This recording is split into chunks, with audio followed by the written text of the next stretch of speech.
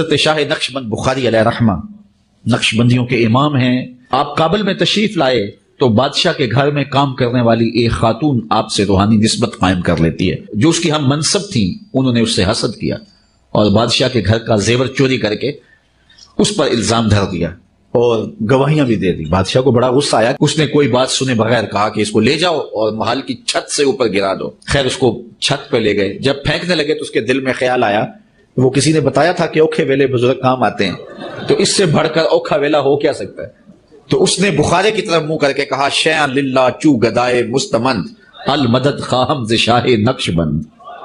اور اتنے میں جلاد نے پیچھے سے دھکا دے دیا. جب وہ نیچے گئی تو حضرت شاہ نقشبند بخاری نے پکڑ کے آرام سے زمین پہ رکھ دیا. تو حیرت زدہ ہوگی حضرت آپ کب آئے تھے؟ کہا تو از چبارہ آمدی من از بخارا آمدم. تو چبارے سے چل پڑی تھی، میں بخارے سے چل پڑا. میں نے نہیں، مطلب ان سے گن پوائنٹ میں لکھوایا تھا کہ جا کے مریدنی کیچ کرے. ہاں وہ بخارے سے چل پڑا. اور وہ کہتے تھے بخارے سے جو چلے خواجہ نقشبند، وہ بخارا امام بخاری بھی وہاں سے تھے. دیکھ لیں، ایک امام بخاری ہے بخارے سے اور ایک ان کا بابا ہے بخارے سے. وہ بخارے سے چلا اور وہ چبارے سے اس کو پھینکا گیا اور کہتے ہیں اس کو پکڑ کر اتار دیا نامحرم عورت کو. اور بخاری میں ہے کہ اما عائشہ کہتی ہے نبی علیہ السلام نے کبھی کسی غیر محرم عورت کو بیعت کے اعتبار سے بھی ٹچ نہیں کیا، کبھی کسی عورت کے ساتھ مصافحہ نہیں کیا. تو تم لوگ تو کہتے ہو ہمارے بزرگ جو ہے وہ رسول اللہ کا تعارف کرواتے ہیں. وہ کس کو رسول اللہ مانتے ہو تم؟ محمد بن عبداللہ بن عبد المطلب کو مان رہے ہو یا کوئی اور ہے؟ ہمارا نبی تو یہ تھا، ہمارا نبی تو یہ تھا کہ بخاری میں آتا ہے اور مسلم میں بھی کہ انس ابن مالک کہتے ہیں 10 سال حضور کو وضو کروایا ہے. میں 10 سال کا بچہ تھا، میری ماں ام سلیم خدمت کے لیے حضور کے پاس چھوڑ گئی اور میری عمر 20 سال تھی اور حضور کی ڈیتھ ہوئی. تو 10 سال کا بچہ کتنی عمر ہوتی ہے؟ چھوٹی سی عمر. میں نبی علیہ السلام کی خدمت کرتا تھا. آپ مجھے گھر کے کام کاج کے لیے کبھی باہر بھیجتے تو میں بچوں میں کھیلنا شروع کر دیتا. آج تک کبھی نہیں ہوا کہ نبی علیہ السلام نے مجھے ڈانٹا ہو کہ تو نے یہ کام کیا تو کیوں کیا، یہ نہیں کیا تو کیوں نہیں کیا. اگر میں لیٹ ہو جاتا تو نبی علیہ السلام پیچھے آتے اور پیار سے آ کے یوں آنکھوں پہ ہاتھ رکھ کے کہتے انیس، یعنی پیار سے نام کو لمبا کر کے، بیٹا میں نے تمہیں فلاں کام بھیجا تھا، بس اتنا کہتے. اور تمہارے بزرگ نگاہ دیکھ کے لوٹے کو ٹیڑھا پاتے ہوئے مرید ساڑ دیندے نے. ہاں جی، عبد القادر جیلانی جو ہے انہوں نے وہ مرید اس لیے ساڑ دیتا جی کہ وہ قبلہ رخ نہیں سی ٹوٹی رکھی. قبلہ رخ ٹوٹی نہ رکھنے کی سزا بندے کو قتل کرنا ہے. 302 لگ دی تو بابے ہوتے بابا بچانا جے تے کہہ دو جھوٹا واقعہ ہے. لیکن کیسے کہ یہ تو باپا جانی نے لکھا ہے اپنی کتاب میں. وہ تو یہ واقعات بتا کے کہتے ہیں کہ ہمارے بابوں کی اتنی شان تھی ان کے مرید بنو. اچھا مرید بنیے کہ ساڑن زانو. اور بیچارے نے اس لیے آپ کی مریدگی اختیار کی تھی کہ وہ ایمان کے ساتھ دنیا سے جائے گا. ایمان کے جان بھی جان نہیں رہی ہوتی. اور کہتے ہیں بعد میں لوٹے کی طرف دیکھا تو لوٹا بھی سیدھا ہو گیا. میں کہ پہلے لوٹے الویک لیندے. تو اگر اس کی میمز بن رہی ہے تو میرا قصور ہے؟ تمہارے مولوی آ کے ٹی وی پہ یہ سنائے اور سوشل میڈیا کے اوپر کہ ابو الحسن خرقانی کا کرتا لے کے چلا گیا تھا جناب محمود غزنوی اور اس کی وجہ سے پھر وہ فتح ہو گئی. اور رات کو بابا جی خواب میں آئے تو بڑے ناراض تھے کہ تو نے میرے کرتے کی قیمت کم لگائی. اگر تو کہتا نا کہ ہندوستان کی سرزمین میں قیامت تک کوئی کافر نہ ہو تو ساری مسلمان ہو جاتے. حضرت ابو الحسن خرقانی ایک بزرگ گزرے، یہ حضرت باعزید بستامی کے سجادہ نشین تھے. اتنے بڑے آدمی تھے، اپنا جبہ دیا محمود غزنوی کو. جب مشکل آئی تو دعا مانگنا آگے رکھ کے اللہ فتح دے دے گا. تو محمود کہتے ہیں جب سومناتھ کے مندر نہیں فتح ہو رہے تھے تو میں نے بابے کا جبہ سامنے رکھ کے دعا کی تو اللہ نے مجھے فتح دے دی. کہتے ہیں بابا جی رات خواب میں ملے تو کہنے لگے تو نے کیا قیمت ڈالی میرے جبے کی؟ کہا حضور کیا مطلب؟ فرمانے لگے تو میرا جبہ سامنے رکھ کے دعا کرتا کہ یا اللہ ہندوستان کے سارے کافر مسلمان ہو جائیں تو اللہ نے توفیق ایمان دے دینی. یہ تو نے کیا دعا مانگی؟ تو میں نے عرض کیا تھا کہ اللہ کے بندو، نبی علیہ السلام کا کرتا مبارک صحابہ کے پاس موجود تھا، مسلم شریف میں موجود ہے، کالا جبہ کی سروانی 43. وہ ام سلمہ نے نکالا اور کہا کہ ہم اس کا دھون مریضوں کو شفا کے لیے پلاتے ہیں. اتنا تو ثابت ہے. لیکن جنگ قادسیہ اور یرموک میں پرشینز اور رومنز کے خلاف صحابہ کرام حضور کا کرتا تو نہیں لے گئے. اور پھر اس سے بڑھ کر جب نبی علیہ السلام وہ کرتا خود پہنتے تھے تو اہل مکہ نے تو کلمہ کو نہیں پڑھا. آپ کو دیکھ کر ابو جہل نے تو کلمہ کو نہیں پڑھا. اور تمہارے بابے کے کرتے کا واسطہ دے کے پورے انڈیا کے ہندو مسلمان ہو جاتے. آج بھی انڈیا پاکستان میں آلموسٹ 70% سے زیادہ ہندو ہیں, ہم ابھی بھی 30% ہیں. تو ہم تمہاری گپے کہاں سے مان لیں؟ حدیثوں کو مانے یا تمہاری گپے مانے؟ تم لوگ یہ کشف مجوب سے واقعہ بیان کرو ان کے پیر صاحب کے بارے میں کہ جی درخت پہ جب چڑھے تو اوپر دیکھا تو سونا, نیچے دیکھا تو سونا, دائیں دیکھا تو سونا, بائیں دیکھا تو سونا. ہاں نا.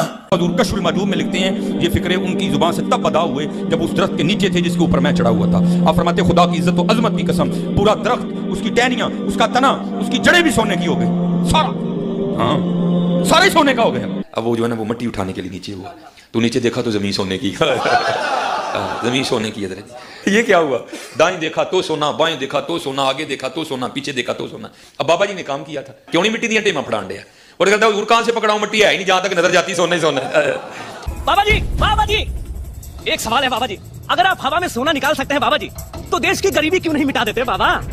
جواب بابا جی, جب آپ خود سونا نکال سکتے ہو تو ہم لوگوں سے چندہ کیوں لیتے ہو بابا جی؟ جواب ہریوم ہریوم ہریوم. یہ رانگ نمبر ہے. ہاں نا.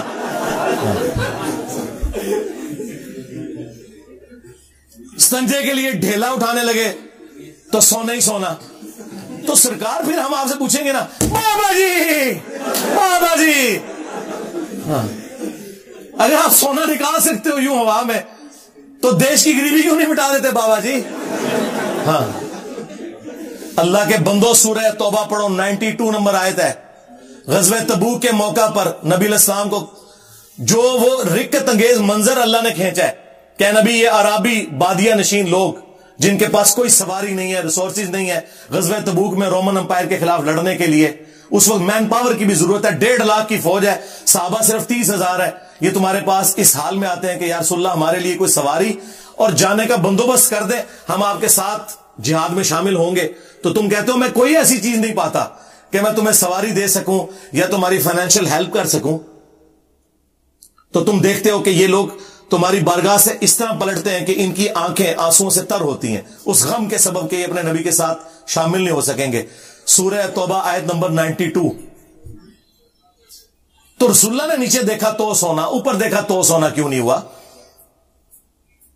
سیدنا عثمان غنی رضی اللہ تعالیٰ عنہ نے جو ہے وہ 700 اونٹ اور سونے کے دیدار دیے. کچھ صحابہ کو اکاموڈیٹ انہوں نے کیا, انہوں نے بھی کوئی درخت سے نہیں توڑا تھا. تو بعد کے بابی کس نے کہتے ہیں ہم درختوں کو سونا بناتے ہیں؟ جھوٹ بولتے ہو اور نام لیتے ہو صحابہ کے, اہل بیت کے. کھولو صحیح بخاری. حضرت ابو بکر کو جب خلیفہ بنایا گیا تو انہوں نے کہا کہ لوگوں دیکھ رہے ہو کہ میرا کاروبار بڑا اچھا چل رہا ہے, لیکن اب خلافت کی ذمہ داری اگر تم نے مجھ پہ ڈالی ہے تو پھر میں اپنا کاروبار نہیں چلا سکوں گا. تو میرے بیوی بچے کہاں سے کھائیں گے؟ میں تو نیچے دیکھ کے سونا نہیں بنا سکتا. تو صحابہ نے مشورہ کر کے ان کا ایک مہاجر کے برابر وظیفہ مقرر کیا بیت المال سے. ابو بکر صدیق رضی اللہ تعالیٰ عنہ جو امت میں 4 ٹاپ کے لوگوں میں آتے ہیں خلفائے راشدین میں, ابو بکر, عمر, عثمان, علی رضی اللہ عنہم اجمعین وعلیہم السلام اجمعین, وہ تو مسلح اٹھا کے سونے نہیں کرتے تھے. کہانیاں سنیں. پھر کہتے ہیں جی وہ سری سختی کا پیشاب دیکھ کے کلمہ پڑھ لیا جی ایک یہودی نے. ہائے ہائے, عاشقوں کے پیشاب دیکھ کر, ان کا یورین دیکھ کر, ان کا قارورہ دیکھ کر لوگ مسلمان ہو گئے. یہ بات میں نہیں کہہ رہا اپنی طرف سے, طاؤس العلماء سید الطائفہ حضرت جنید بغدادی کہتے ہیں. میرے ماموں, میرے پیر و مرشد حضرت سید نصر سختی بیمار ہوئے. حضرت جنید بغدادی نے کہا مرشد کسی اچھے طبیب سے علاج کرانا. فرمایا ہمارے بغداد میں جتنے بڑے حکیم اور طبیب اس وقت نظر آتے ہیں ان میں سے کیا کوئی یہودی ہے, کوئی نصرانی, عیسائی ہے؟ میں اپنا ہاتھ کسی یہود و نصرانی کے ہاتھ میں نہیں دے سکتا. حضرت جنید بغدادی کہتے ہیں میں نے اپنے پیر کا علاج کرانا تھا. میں گیا طبیب کے پاس جو تھا یہودی یا عیسائی. میں نے اس سے کہا کہ میرے ماموں اور میرے پیر بیمار ہو گئے ہیں, لیکن نہ تمہیں آنے دینا چاہتے نہ وہ خود آنا چاہتے, اپنا ہاتھ تمہارے ہاتھوں میں دینا نہیں چاہتے کیونکہ تم یہودی ہو. اس نے کہا کوئی بات نہیں, تمہارے ماموں تمہارے پیر کو ہم نے کبھی نہیں دیکھا, لیکن مرض چیک کرنے کے لیے ان کا پیشاب لانا پڑے. حضرت سری سختی کا پیشاب لایا گیا. اس نے پیشاب دیکھ کر کے کہا یہ تو کسی عاشق کا پیشاب, یہ تو کسی आशिक का पेशाब है, और कहा मुझे उसके पास ले चलो, मैं कलेमा पढ़ के मुसलमान होना चाहता हूं। अल्लाह के बंदो, रसूलुल्लाह दुनिया में रो रो के दुआएं करते रहे, एक एक बंदे के दरवाजे पे दस्तक करते थे, तब भी लोगों ने इस्लाम नहीं कबूल किया। तुम कह रहे बुजुर्गों के पेशाब देख के? और जी बायजीद बुस्तामी जो है निकाब करके चलते थे, जो भी देखता था कलमा पढ़ ले। देखो अंदाजा करो, ओ की चांद सारे जन्म ही जान।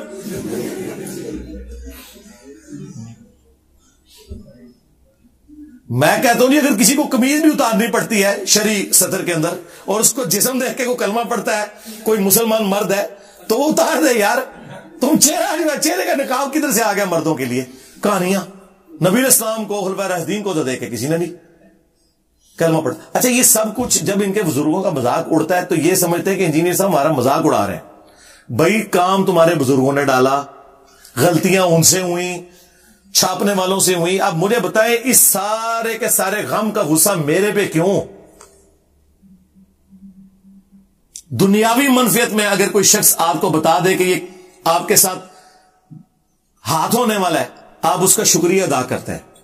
जिस शख्स के जरिए अल्लाह ने आपकी आखिरत बचाई है, आप उसके खिलाफ कहते हैं हम कैंपेन चलाएंगे, पालो फिर पेड़। हाँ, आप जितना चीखेंगे मैं उतना आपके हैंडलर्स को नंगा करूंगा।